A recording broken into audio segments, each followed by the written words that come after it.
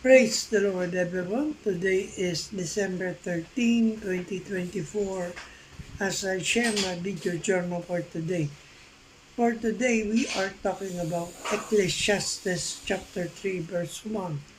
Or the Bible said, "To everything there is a season and a time for every purpose under the heaven." Amen.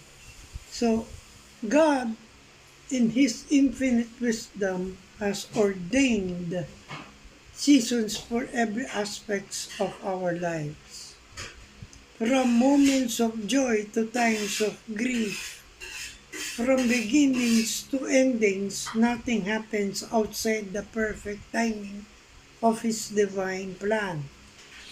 These seasons reminds us that life is not random, but guided by a sovereign God who works all things for our good and His glory. Understanding this truth gives us peace in the waiting and hope in the uncertainty. We may not always understand why a particular season has come, but we can trust that God has a purpose.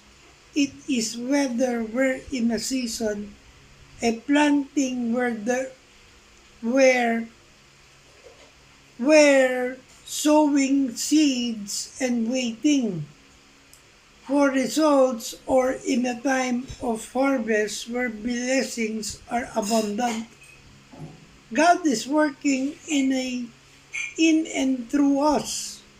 So what season are you in today? Perhaps you are in a season of growth, facing challenges that are stretching your faith, or maybe you're in a season of rest, where God is renewing your strength. Whatever it is, lean into Him, trust His timing, for He makes everything beautiful in its time. Each season holds lessons and blessings, if we are willing to see them through the eyes of faith. If you believe God is able to see you through every difficult season, affirm Amen. So remember, we have four seasons sa kanta nga winter, spring, summer, or fall. So wala man lang winter sa Pilipinas, pero may taglamig. So let me describe it as this. Summer is the time that you are in serving the Lord. Talagang mainit ka ng gusto. After that, serving the Lord, may nakita ka hindi maganda, then the fall comes, the season of fall. You're beginning to fall away from the Lord. You're drifting away. But still, you're attending services. Without further discussing and reading the words of the Lord, you started to fall slowly.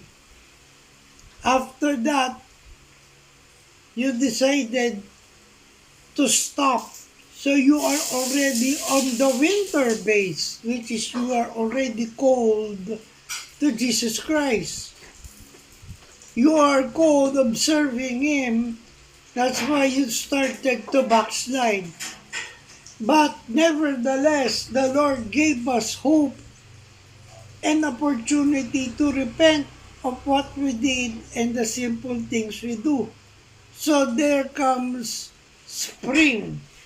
Spring is what I describe as a new beginning, because it started the trees to blossom, flowers to give its color, and feel a new garden.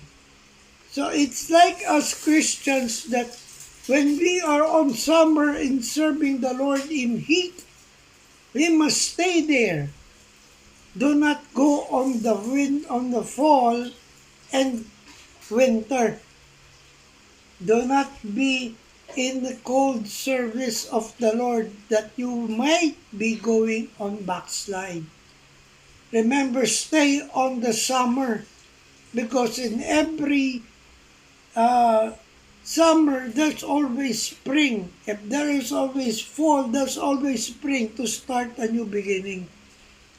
But even though there is a new beginning, do not think that you can do it over and over again. Because along the way, there's always a lesson. So you must learn from those mistakes and never do it again. So I hope I have inspired you with this video journal of mine. Remember, we are on a mission. Keep the fire burning, for we live to serve God. Stay safe and God bless everyone. Good morning.